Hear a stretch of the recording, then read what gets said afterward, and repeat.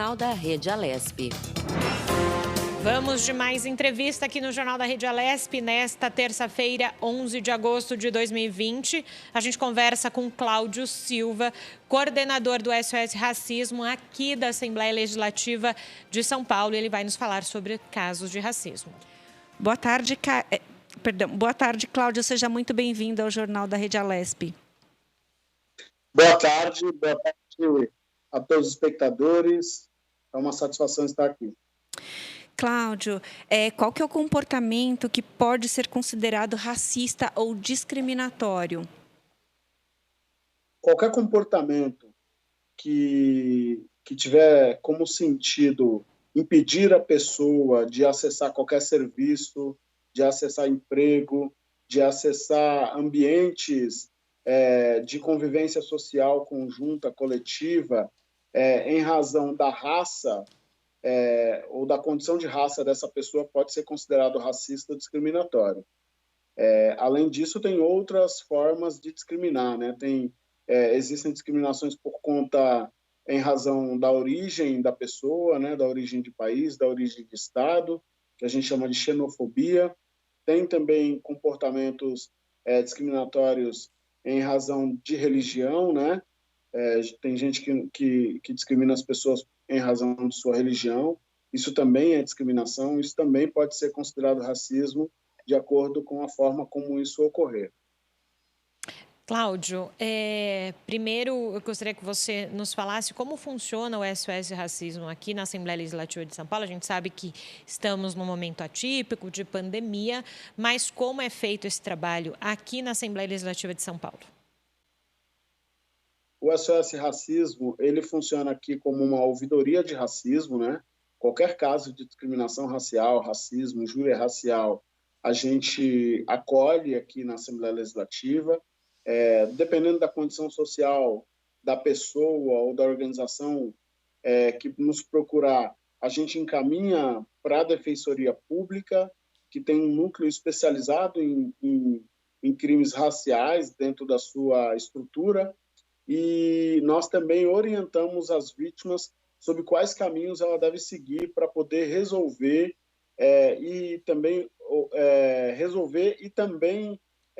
construir um conteúdo probatório que possa dar embasamento para essa denúncia que essa pessoa apresentar. E o SOS atende na Assembleia Legislativa não só pela via presencial, né, que agora, infelizmente, a gente não está podendo fazer esse atendimento por conta da pandemia e de todas as restrições que as autoridades sanitárias têm nos colocado, mas a gente também atende pelo telefone, que é esse 0800 773 3886, e também pelo e-mail do SOS Racismo, que é sosracismo@al.sp.gov.br. Aí no e-mail a gente localiza o telefone da pessoa, faz contato, e a partir daí iniciamos um atendimento remoto para poder conseguir orientar essa pessoa e também fazer com que essa vítima dê consequência a essa discriminação sofrida. Cláudio, o que é ser negro no Brasil? Ser negro no Brasil é um grande desafio, né? O Brasil é um país que foi construído a partir de relações raciais desiguais, né? Foi construído a partir da mão de obra negra, especialmente a mão de obra escrava. Não é muito repetir que as bolsas de escravos no Brasil contribuíam com impostos e tributos para aquela sociedade daquele período colonial escravocrata. Então, desde o seu início, o Brasil tem abusado da mão de obra negra, especialmente no período escravocrata, no período da escravidão. No pós-escravidão, a gente vivencia uma situação bastante difícil. Por quê? Porque a escravidão foi abolida de forma desigual. Não houve qualquer reparação àqueles e aquelas que até então tinham sido submetidos àquela condição de escravidão, e as pessoas foram simplesmente jogadas às ruas, e o que restou para essas pessoas são os guetos, as favelas, as situações de desigualdade que hoje a gente vivencia em todo o país. O povo negro é um povo que resistiu bravamente a todas essas mazelas, e hoje, ainda hoje, muitos anos depois da abolição, que a gente chama de abolição inacabada, a gente ainda vivencia situações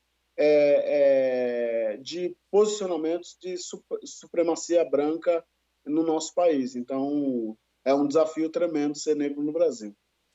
Cláudio, até por essa questão que você levantou para a gente, nas últimas semanas, muitos vídeos com relação a ataques racistas têm eclodido aí nas redes sociais, no WhatsApp. A que você acredita isso? A população está saturada desse tipo de comportamento? As pessoas estão denunciando mais? Um pouco de tudo? Eu acho que é um pouco de tudo. O que eu percebo é que a gente vive... Primeiro, a gente hoje tem à nossa disposição os mecanismos tecnológicos, né, que permitem que a gente se vigie mais, né, se monitore mais. Então, isso é uma questão relevante para que esses vídeos venham à tona. Agora, uma outra questão que a gente tem que evidenciar e deixar explicitado é que também a gente vive uma conjuntura política atual de muito fomento ao ódio, né? E esse fomento ao ódio colabora para que as pessoas externalizem esses sentimentos que estavam, em muitos casos, estavam guardados, porque houve um momento nesse país, um período, que ser racista era uma coisa ruim, uma coisa chata, uma coisa feia, né? E com essa coisa da doutrina do ódio, muitas pessoas perderam a vergonha de serem racistas. Então, elas também estão manifestando mais o seu racismo. Cláudio, até em razão disso que você acabou de falar para a gente, nas últimas décadas, as políticas públicas de combate ao racismo precisaram ser mais duras. Na sua avaliação, temos que avançar mais nesse sentido? Ou essas políticas públicas elas estão suprindo essa necessidade? Como é que você avalia essa questão? Na nossa avaliação, as políticas públicas elas ainda são ineficazes e ainda são aquém da necessidade reparatória que o Brasil precisa fazer em relação à população negra. A gente acha que o Brasil conseguiria fazer muito mais que isso. Não é muito dizer também que o racismo no Brasil, em muito, ele é financiado pelo Estado. Então, isso faz com que a gente conclua que a gente vivencia uma situação de racismo estrutural. Esse racismo estrutural colabora para que várias áreas governamentais e não governamentais, privadas, terceiro setor, etc., etc. e tal, também sejam racistas e não combatam esse racismo, não enfrentem esse racismo. Então, a gente avalia que para a gente começar a enfrentar o racismo como ele precisa ser enfrentado, a gente precisa olhar para dentro da gente. Talvez, como diz um poeta que eu conheço chamado Gog, talvez está faltando para a gente o exercício de olhar para dentro. A saída talvez esteja para dentro da gente, para dentro das nossas instituições, para dentro das nossas estruturas. Então, combater o racismo institucional, enfrentar o racismo estrutural, talvez seja a forma mais eficaz nesse momento da gente efetivamente enfrentar o racismo. E, Cláudio, quando você fala em combate, né, me vem à tona muitas expressões que desde sempre se escuta com relação a termos de origem racista. Se a gente precisa falar sobre racismo e discutir, como nós estamos falando agora aqui, é preciso uma educação com relação a isso? É preciso que lá, desde a escola, não só os pais em casa, mas também na escola, se discuta sobre racismo? É importante. É importante a gente pensar o racismo já na primeira infância, né? Tem uma professora chamada Eliane Cavalheiro, que ela fez uma pesquisa de campo na construção da sua dissertação de mestrado. Nessa pesquisa de campo, ela verificou junto junto a uma creche na região central da cidade de São Paulo, ela mapeou alguns comportamentos das educadoras e dos profissionais que atuavam ali naquele ambiente. Era uma creche pública, direta da prefeitura da cidade de São Paulo, e ela percebeu que a maioria das crianças negras, elas eram apelidadas de alguma forma, recebiam algum tipo de apelido, em geral, em tom pejorativo. A mesma coisa, na hora do choro, do colo, as crianças negras recebiam uma atenção no colo das educadoras que correspondia a mais ou menos, ou um pouco menos, que a metade do tempo que as crianças brancas, na igual situação, receberiam. Então, a gente percebe que mesmo nesse período da primeira infância, que é um período que a criança observa, está muito observadora, que ela começa a trabalhar essa questão da hierarquização das relações, a gente percebe que a discriminação já atinge aquela criança naquele período, naquele ambiente. Isso faz com que, logo em seguida, no segundo período da primeira infância, que é aquela idade que a criança já começa a andar e começa a estabelecer e priorizar suas relações com as outras crianças, elas acabam entendendo que ser negro não é uma coisa boa, que ser negro não é uma coisa legal. Isso afeta essa autoestima dessas crianças e faz com que elas escolham seus heróis, suas referências, no sentido contrário à da sua raça e da sua construção identitária. Então, desde o primeiro momento, da primeira infância, é importante, sim, investir numa educação contra o racismo, uma educação que desconstrua o racismo, para que essas crianças não tenham suas identidades ou suas construções identitárias afetadas.